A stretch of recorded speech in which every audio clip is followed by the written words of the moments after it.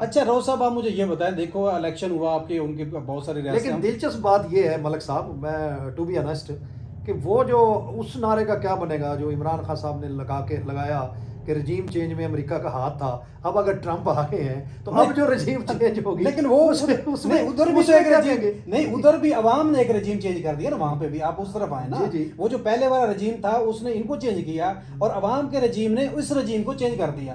اچھا میں دوسری طرف آنا چاہ رہا تھا کہ اچھا سر آپ مجھے یہ بتائیں کہ نہ تو وہاں پہ کوئی کسی قسم کا دھاندلی کا شور ہوا ہے، کتنی ریاستیں ہیں، اچھا ان کے ٹائم زون بھی الگ الگ ہے، دن کو بھی رات کو بھی وہاں الیکشن 2 سے لے کے 6 گھنٹے تک کا فرق ہے ایک ریاست کا دوسری ریاست سے۔ ایسا فرق ہے، اور اس کہیں پہلے الیکشن پولنگ جو ہے ختم ہو گئی، کہیں بعد میں ختم ہوگی، اس کے باوجود دھاندلی کی ایک بھی شکایت نہیں آئی ہے، کوئی فارم 47 جاری نہیں ہوا، کوئی بندے نہیں اٹھائے گئے، کوئی بندے اغوا نہیں کیے گئے، کوئی کسی کو مارا پیٹا نہیں گیا، کسی سے فارم چھینے نہیں گئے، نامینیشن پیپر نہیں چھینے گئے، تو اس کے باوجود دیکھیں بڑا سموتھ الیکشن ہو گیا۔ ملک صاحب ای وی ایم ہے وہاں، اچھا ہاں، الیکٹرک ووٹنگ مشین، صحیح ہے، تو اس میں تو اسی وقت نتائج اکٹھے ہونا شروع ہو جاتے ہیں۔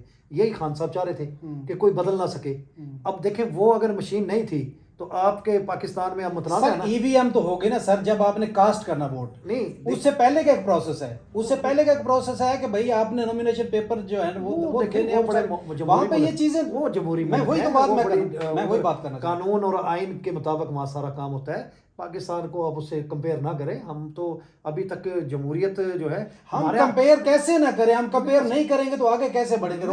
مذہب دنیا کے ساتھ اگر آپ چلیں گے نہیں تو معاملات کیسے حل کر سکتے؟ ہمارے آپ لوگوں کی بات نہیں سنیں گے، لوگوں کی آواز نہیں سنو گے تو پھر معاملات کیسے چلیں گے؟ یہی تو بات ہے نا، ہمارے ہاں جمہوریت نہیں ہے، جمہوریت کا لیبل ہے لیکن جمہوریت نہیں ہے۔ نام تو اسلامی جمہوریہ پاکستان ہے۔ نہیں، مجھے یہ بتائیں آپ، یہ جو موجودہ حکومت بیٹھی ہے اس کو فارم 47 کی حکومت نہیں کہتے؟ نہیں تو یہ اپنے آپ کو جمہوری نہیں کہتے؟ وہ نواز شریف صاحب جو بہت بڑے لیڈر ہیں ایک جماعت کے، مسلم لیگ نون کے، کیا وہ بیمار خاتون سے، کینسر زدہ خاتون سے 70,000 کی لیڈ سے نہیں آ رہے؟ یہ بتایا نہیں جاتا ٹی وی پہ آگے، وہ تو ماننے کے لیے تیار نہیں ہے، وہ خود ماننے کو تیار ان نہیں کے ہے۔ دماد کا ایک بیان آیا، آپ نے شاید سنا، آپ کی نظر سے گزرا، انہوں نے بہت کچھ خلاصہ کھولا، جلے کٹے بیٹھے بیچارے اندر سے۔ ہاں صحیح بات، ٹھیک ہے نا، ان کو کچھ حصہ نہیں مل رہا نا حکومت میں۔ اچھا ان کو اس بات کا غصہ ہے کہ مانسیرا کی سیٹ ان کے ذمہ لگائی کے تو مل گئے تھے، تو وہ ہار کے وہاں سے۔ اب عوام دیکھیں، عوام نے فیصلہ کرنا تھا۔ جب تک کسی بھی ملک میں، کسی ریاست میں وہ ریاست مضبوط نہیں ہو سکتی جب تک آپ اس کی عوام کے اعتماد کو حاصل نہ کر سکیں، ٹھیک ہے نا۔ اب ہمارے یہاں مسائل یہی ہے، اب جیسے کہ بتایا جاتا ہے کہ فارم 47 کی حکومت ہے، 45 کی حکومت نہیں ہے، اور 13-14 سیٹوں والے حکومت میں براجمان ہے 2 تہائی اکثریت سے، آئین میں بھی تبدیلیاں لا رہے ہیں، قانون میں بھی تبدیلیاں لا رہے ہیں۔ تو یہ جب ہوگی تو پھر جو اکثریت، جو ووٹ دینے والے ہیں، جنہوں نے جس پر اعتماد کیا تھا، جب وہی نہیں آئے گا تو پھر کیسے؟ نہیں تو آپ کیا سمجھتے ہیں کہ ہمارا مہذب معاشرے میں کب جو ہے شمار ہوگا، کب ہم جا کے مہذب قوم بنیں گے، مہذب ملک بنے گا؟ اس کی پروڈکشن نہیں کر سکتا یہ آپ کے ذہن میں کوئی ہے کہ روڈ میپ کے لوگوں کو بتایا جائے؟ میں کچھ نہیں کہہ سکتا، 77 سال سے یہی کھیل کھیلتا آ رہا ہے، کھیلا جا رہا ہے اور جاری ہے، آگے پتہ نہیں کتنا عرصہ جاری ہے۔ تو مایوسی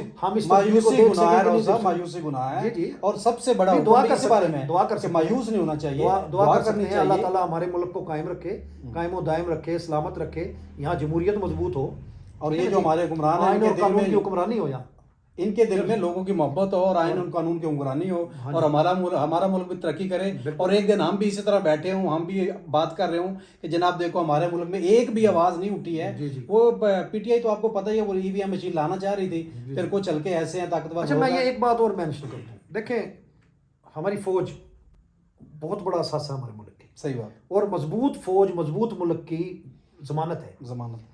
تو یہ جو اس طرح کی باتوں سے کچھ لوگ ادھر ادھر کی ہانک دیتے ہیں، مجھے وہ پسند نہیں ہے اور نہیں ہونی چاہیے۔ ہماری فوج مضبوط نمبر 1 فوج ہے الحمدللہ دنیا کی، اور اس کو مضبوط ہی رہنا چاہیے۔ یہ جو سیاست میں جو الزامات ہیں، جو کچھ بھی ہیں، اس کا ازالہ ہونا چاہیے، اور یہ نہیں آنی چاہیے۔ یہ ہمارا ملک جو ہے اس سے پاک ہونا چاہیے۔ بہرحال جی ہم تو دعا ہی کر سکتے ہیں کہ اللہ تعالیٰ خیر کرے، اللہ تعالیٰ جو ہمارے ملک کو بھی ترقی دے، اور ہمارے بھی الیکشن امریکہ کی طرح ہوں، باقی جس طرح مہذب دنیا میں الیکشن ہوتے ہیں اسی طرح ہمارے ملک کے اندر بھی الیکشن ہو رہا ہو۔ جس دن ہمارے ملک میں صحیح جمہوریت آ گئی اور 10 سال صحیح جمہوریت چل پڑی، اب 10 سال کے بعد دیکھیں گے پاکستان کا نقشہ تبدیل ہوگا، اور انشاءاللہ یہ مقروض بھی نہیں رہے گا اور ترقی کی منازل تیزی سے طے کرے گا. شرط صرف یہ ہے کہ حقیقی جمہوریت آ جائے. سر بہرحال اسی کے ساتھ پروگرام وائنڈ اپ کرتے ہیں. پاکستان زندہ باد.